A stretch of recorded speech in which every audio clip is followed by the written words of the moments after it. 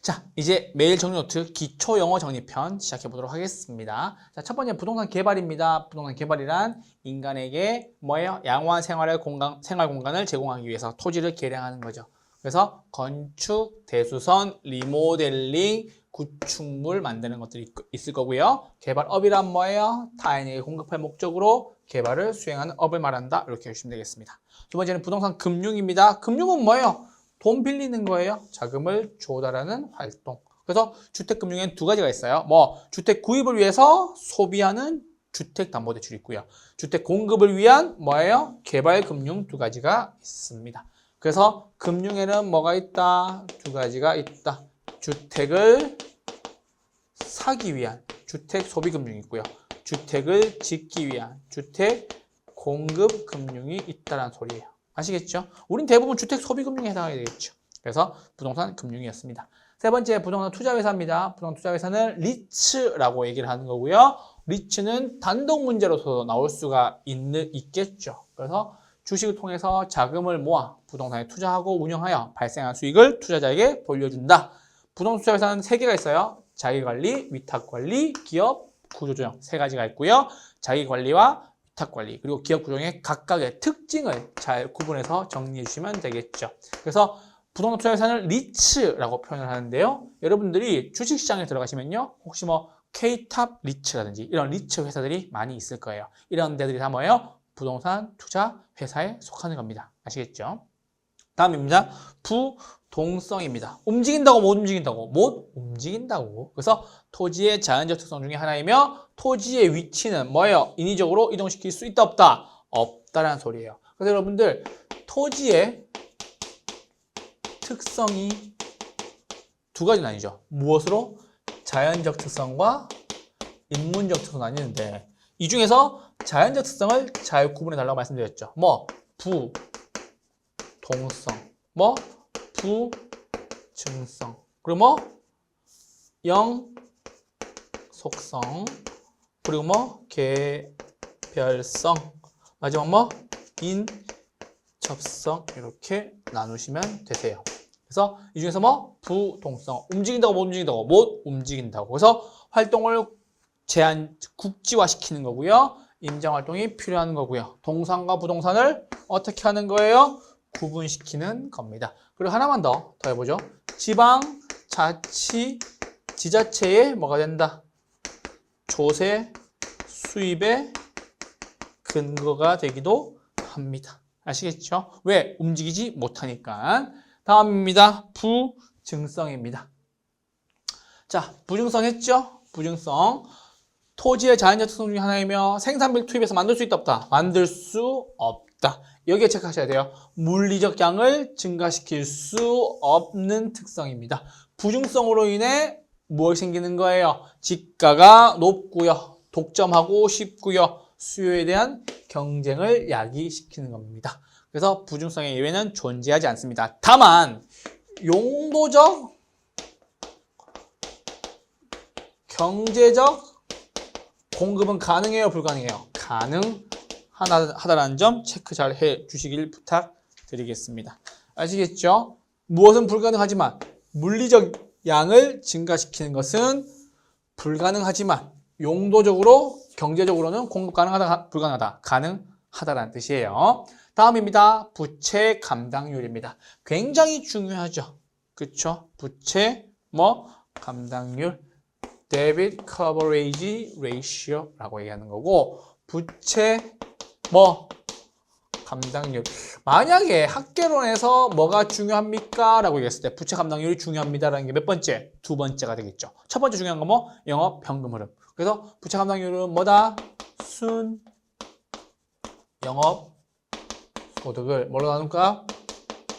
부채 서비스액으로 나눈 값이다 라는 뜻이에요. 그래서 순영업소득이 부채 서비스액의 몇 배가 되는가를 나타내는 비율로서 부채 감당률이 1보다 크다라는 소리는 요거 둘 중에 무엇이 크다는 소리예요? 순영업소득이 더 크다는 소리겠죠. 그래서 순영업소득이 원리금 상환액을 감당할 수 있다 없다? 감당할 수 있다라는 소리예요. 그러면 부채 서비스액의 동의어가 뭐예요? 원리금 상환액이겠지.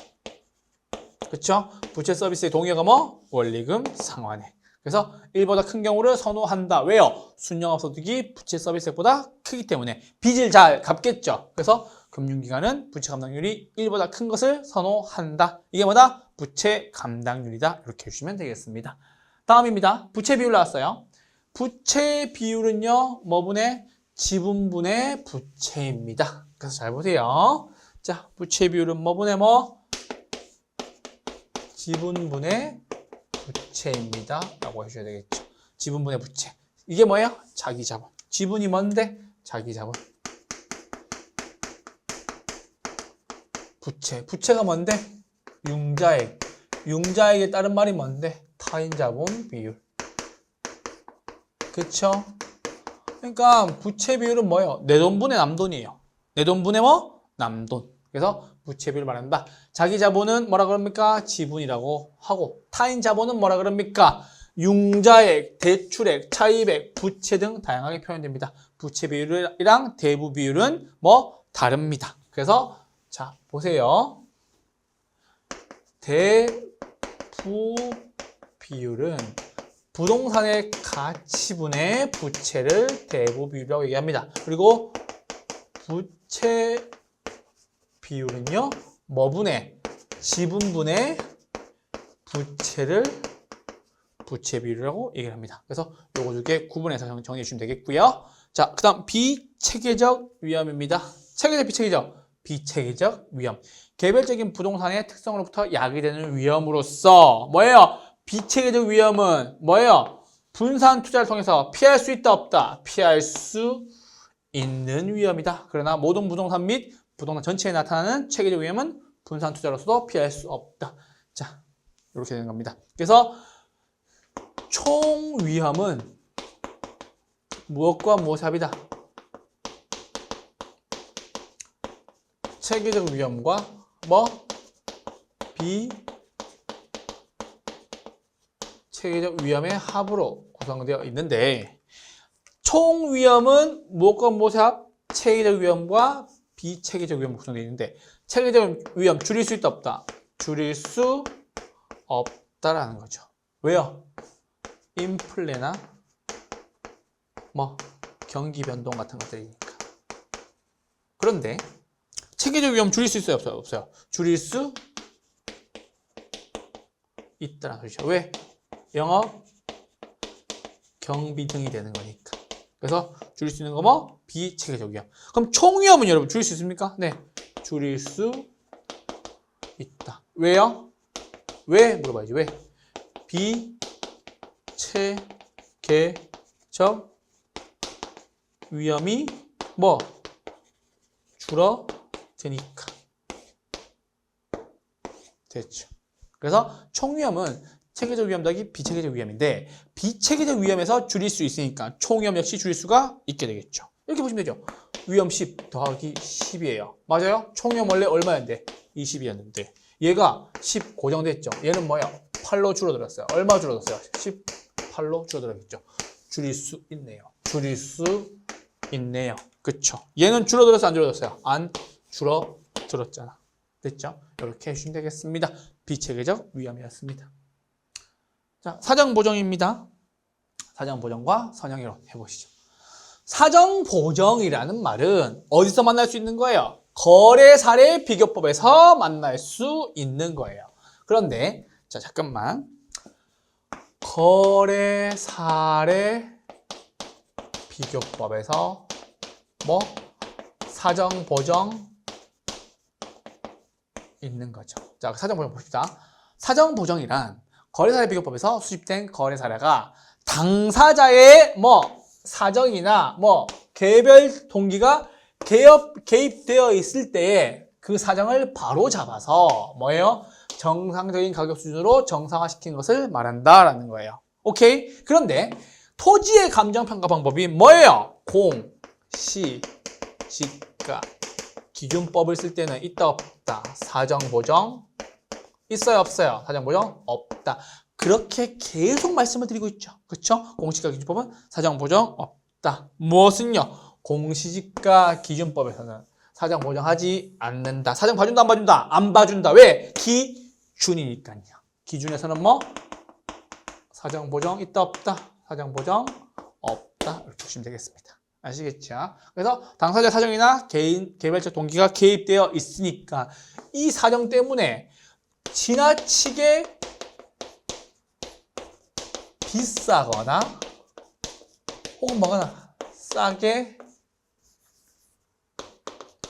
거래됐을 수가 있죠. 이것을 뭐예요? 정상적 가격 수준으로 돌려놓는 것을 뭐라 그럽니까? 사정 보정이라고 하는 거예요. 아시겠죠? 사정 보정이었습니다. 거래 사례에서는 사정 보정하고 경우시니까 기준법에서는 사정 보정하지 않는다라는 거겠죠. 다음입니다. 도시, 공간, 구조, 이론에서 나온 얘기죠. 그래서 도시, 공간, 구조, 이론, 도시, 공간, 구조, 이론. 이론 몇 개? 3개. 학자 몇 명? 4명. 첫 번째 뭐? 동심원 이론이죠. 누구? 바제스의 동심원 이론. 그쵸? 두 번째 뭐? 선형 이론이죠. 뭐? 호이트의 선형 이론. 세 번째 뭐예요? 핵심 이론이죠. 누구예요? 해리스와 누구? 룰만. 이 두 분이 등장하시는 겁니다. 그래서 선형이론 먼저 해볼게요. 선형이론은 호이트가 주장했다. 누가 주장했다? 선형이론 누가? 호이트가 주장했다. 주장이론으로서 도시 토지의 이용은 중심지로부터 뭐 교통망, 주요 간선 도로를 따라서 축으로 하여 뭐 부채꼴 모양으로 확장된다는 도시공간 구조이론이다. 호이트는 고급 주택, 즉 뭐예요? 고소득층 주거지역의 분포를 통하여 뭐예요? 지대 지불 능력 역시 중요하다는 얘기예요. 그래서 뭐다? 주요 간선 도로를 따라서 누가 입지한다? 고소득층 주택 지역이 뭐한다? 입지합니다. 이렇게 해주시면 되겠죠. 그래서 주요 간선 도로를 따라서 누가 입지? 고소득층 주택 지역이 입지한다라는 소리입니다. 이게 뭐예요? 호이트의 선형 이론이었습니다. 아시겠죠? 그래서 무슨 모양? 부채꼴 모양. 이건 여러분 여기 나와 있어요. 이게 뭔데요? 선자가 이게 부채선자예요. 부채선자. 부채선자예요. 그래서 선형이론, 부채꼴 모양이다. 이렇게 정리해 주시면 되겠죠. 자, 이렇게 해서 여러분들과 함께 매일 정리 노트 기초용어 정리 10개 해보았습니다. 기초용어 정리는요, 여러분들이 부동산 학개론을 이해하는 데 있어서 첫 번째 주춧돌이 될 거니까요. 반드시 잘 정리해 주시고요. 선형이론까지 해서 기초용어 정리 해보았습니다. 감사합니다.